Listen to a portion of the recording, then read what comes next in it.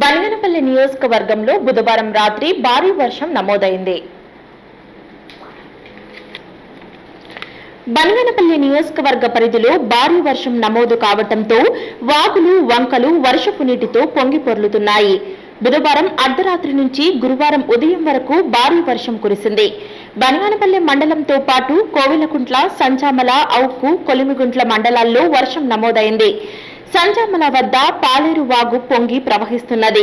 పాలేరు వాగు వంతెనపై 4 అడుగుల ఎత్తు మేరకు నీరు ప్రవహించింది. కోవెలకుంట్లకు చెందిన ఆర్టీసీ డిపో బస్సు తెల్లవారుజామున వరద నీటిలో చిక్కుకుపోవడంతో పాటు వరద ఉధృతికి బస్సు ఒకవైపు ఒరగటంతో గమనించిన డ్రైవర్ బస్సును నిలిపివేసి చాకచక్యంగా అందులోని 25 మంది ప్రయాణికులను కిందికి దింపివేసి రక్షించారు. సంజామల, తిమ్మనాయనిపేటల మధ్య రాకపోకలు నిలిచిపోయాయి.